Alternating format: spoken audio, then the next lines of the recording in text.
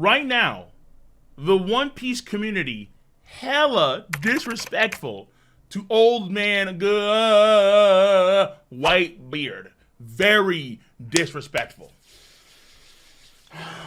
And I like it. Yes, I do. Now, listen.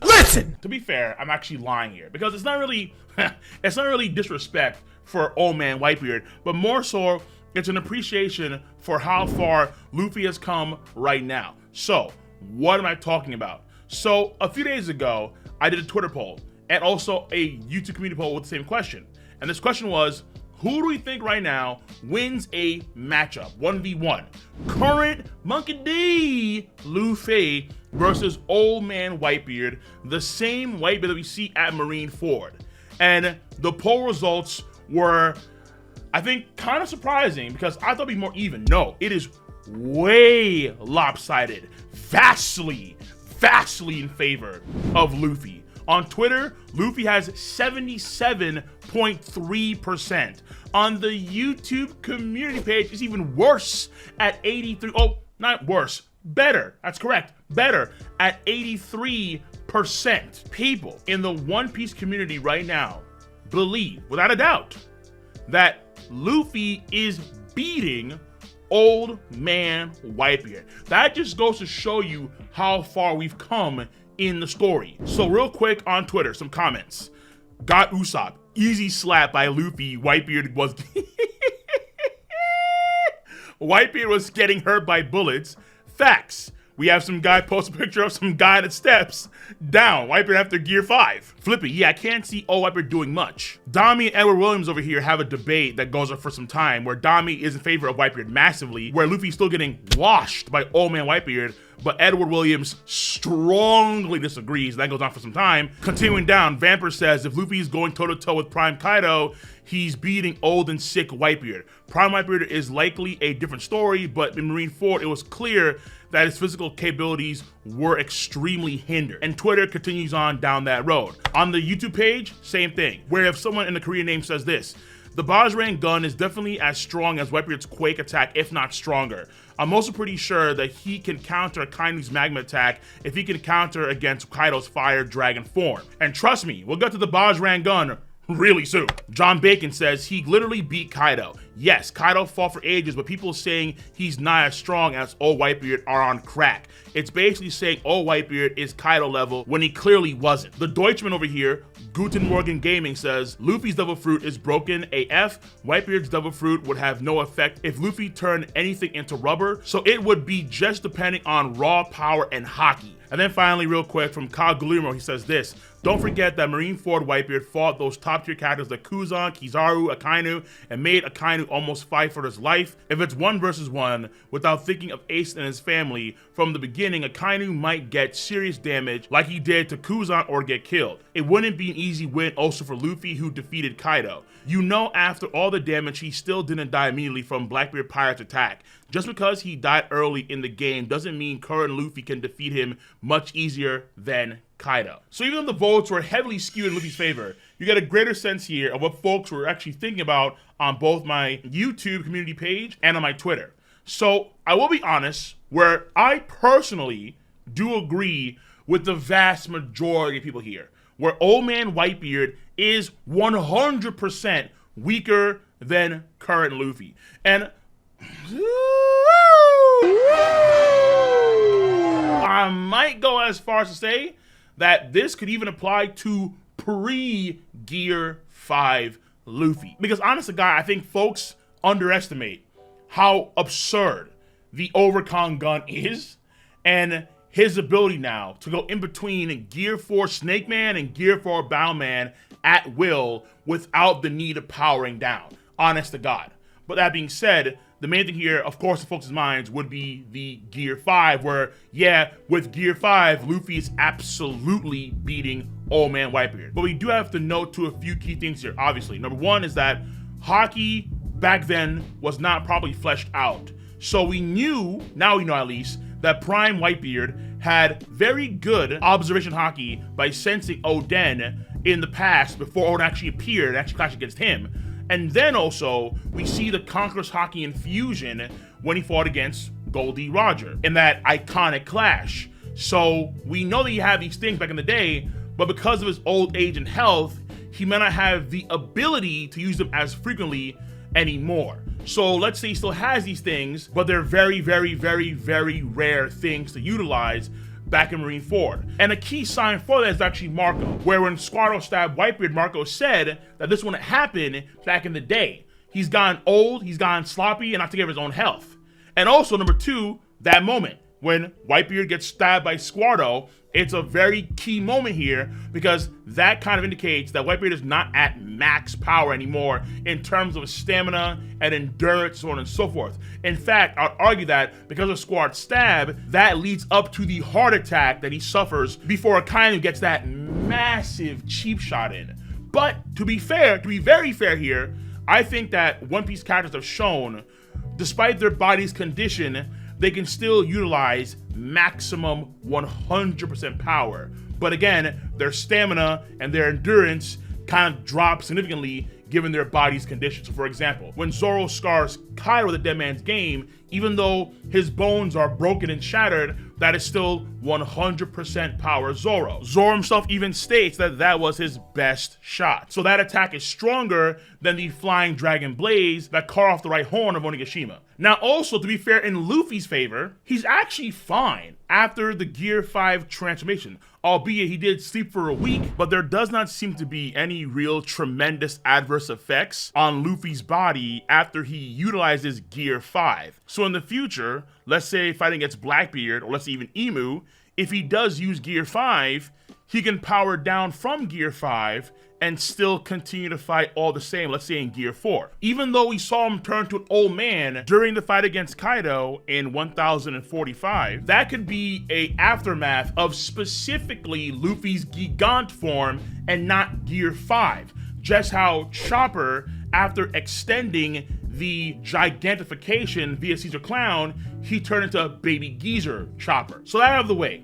Once again, in a general sense, I agree that Luffy currently right now is stronger than Old Man Whitebeard.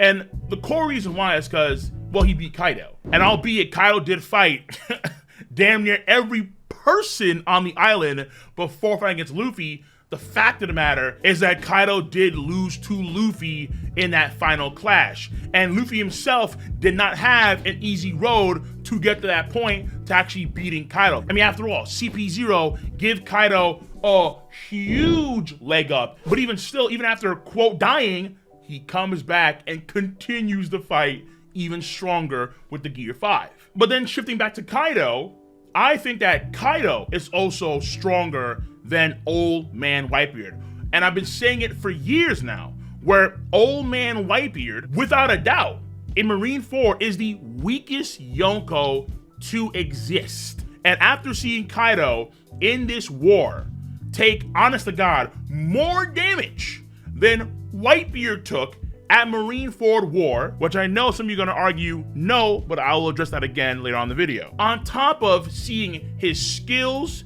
his techniques, his abilities, and his final moves, yes, I think Kaido for damn sure is stronger than Old Man Whitebeard, which again gives more credence to Luffy being stronger than Old Man Whitebeard. And basically, it kind of falls down like this. In every category of gauging how strong someone is, in every category you can imagine, I think that Luffy, without a doubt, has Old Man Whitebeard beat on the vast majority of them.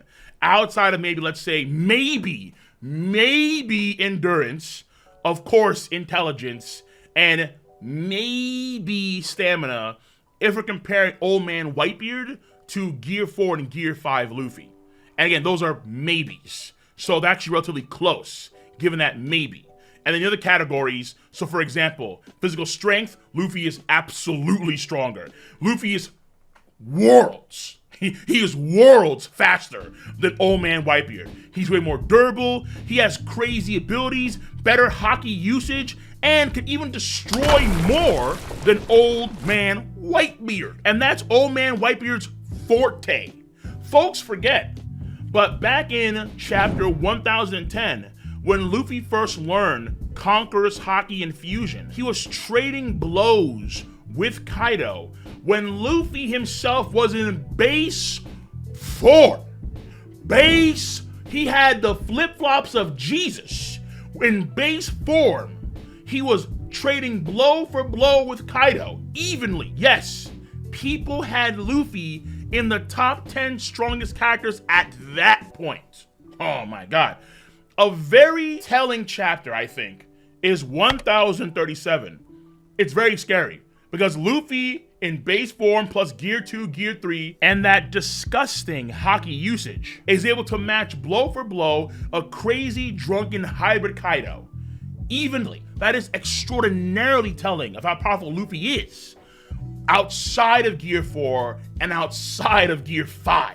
Now, you may or may not agree with my positions on Luffy being stronger or faster or more durable and so on than Whitebeard, which fair enough, to each their own. But let me go by step some of these categories. And the last one I'm gonna get to, I think, is gonna be fairly important. So in terms of strength, Whitebeard did stop one of the Moby Dick ships advancing, the ship that Squadron was going to use for a last man charge, and give his life along with his crew to stall and stop the Marines. And stopping that ship from charging with one hand is really impressive. But dude, Luffy in gear 5 jump rope skipped Kaido in giant dragon form. When he first used gear 5 in 1044, he's literally slamming Kaido around like a ragdoll. Kaido in giant dragon form. What? No. And Kaido is substantially larger than Little Oars Jr. in giant dragon form, without a doubt. And then Luffy has awakened his ability, so he can apply the properties of rubber to other people, to other forms of matter, and potentially all energy, since the lightning bolt turned into rubber, and in theory, the flame breath that Kaido got rebounded to him also turned into rubber. Is Whitebeard even awakened?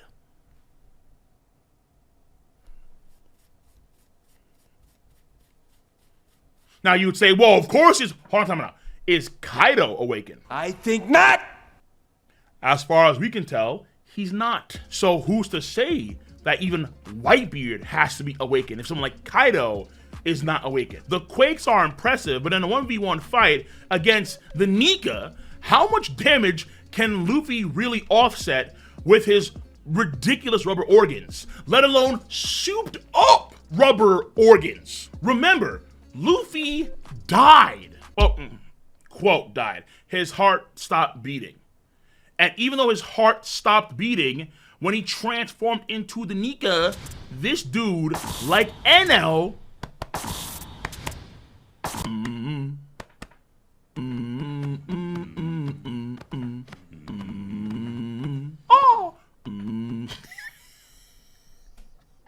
Insanity is insanity. This man literally resuscitated himself with the power of the Nika. Yeah, Luffy's internal organs are hella powerful, very strong, extraordinarily durable. Like, Luffy can full on take a gamma knife and, like Kaido, keep it pushing. Keep it pushing, yo. A Shock Willy potentially, and just keep it pushing. That is the power of the Nika. And then mind you, at the beginning of Wano Country, Luffy was taking One Thunder Bagua as getting knocked out. But after getting Kankasaki Infusion, over the course of the fight against Kaido, his durability continued to increase where he can continue to take Kaido's Conqueror's Haki infused attacks. Whitebeard was taking damage from bullets and cannonballs. Huh? That almost seems inconceivable for Luffy to get hurt by random bullets. No way. Especially in like a gear 5 state. No, let alone gear 4, gear 3. No. Gear 5? Bullets? Regular bullets. That don't make no sense. This is why I said before that Kaido has taken more damage in this arc than Whitebeard did at Marineford War, because the scale and the magnitude of the attacks that Kaido had to consistently deal with is far greater than anything Whitebeard had to go through, especially when Whitebeard himself has a weaker body than Kaido, a vastly weaker body than Kaido. And then finally, when it comes to Whitebeard's most impressive, destructive moment, so tilting the seas, or gigantic tsunamis, or even splitting the entire Marineford in half, all these things just pale in comparison to Kaido's flame drum dragon form, let alone Luffy's Bajrang gun that actually beat out the flame drum dragon. How do we know this exactly? In layman's terms, Onigashima is vastly larger than Marineford, like several times the size of Marineford. And we can actually use certain things that the data books and Oda have provided us to kind of gauge just how big of a place Onigashima is. After all, that's kind of important here because Luffy makes a fist the size of Onigashima. So recall how big San Juan Wolf is. According to data books, he is 180 meters tall, which is 591 feet tall. If you compare the height of the Sunigo, which is confirmed 56 meters tall from bottom to the top of the lookout, which is 183 feet tall, which for reference, when I actually talked about this on my Twitter page weeks ago, someone did say how the Sunigo is just as tall from bottom to top as the Staples Center in LA. You note the Sunigo's size and then compare it to the giant fox statues where we entered Onigashima for the first time in both anime and manga. Those fox statues are almost double the size. 300 meters tall or 984 feet, almost double the size of San Juan Wolf.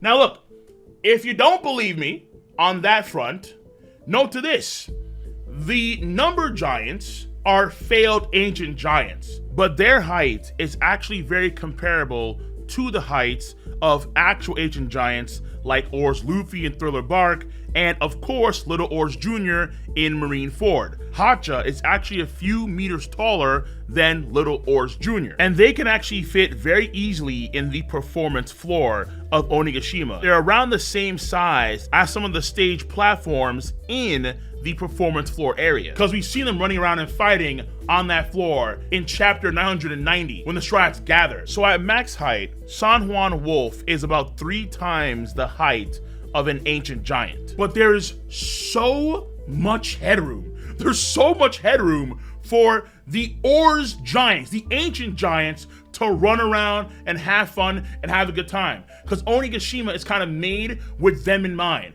where even gigantic giants like them can run around freely without any issues at all. You could literally stack 5 of these dudes on top of each other and they still wouldn't reach the actual roof of Onigashima. So San Juan Wolf can easily fit inside the main performance floor of Onigashima along with the other numbered giants. He can do jumping jacks, somersaults, backflips, and still not graze the ceiling of Onigashima at his max height. At least in theory. Scaling sometimes could be off here or there. It is what it is. No artist is perfect, obviously. But based on this information and seeing what we saw in chapter 987, where Kaido transformed into dragon form with the scabbards on him, and his head was able to actually penetrate the ceiling while his tail was still underneath the performance floor itself, that means that Kaido himself is actually larger, longer than San Juan Wolf.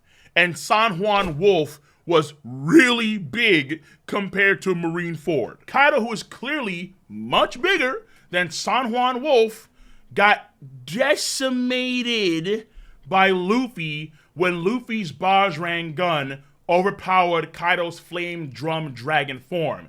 This dude was literally punched through over a dozen miles or several dozens of kilometers of bedrock into a magma chamber, creating an earthquake that spanned the entirety of Wano country itself, who some folks have it actually scale the entire country as the size of India or Australia. God damn! That is the power of Monkey D. Luffy right now. Built different. So I definitely love and respect old man Whitebeard. But one-on-one, if you're a betting man or woman, you gotta place your bets on Monkey D. Luffy.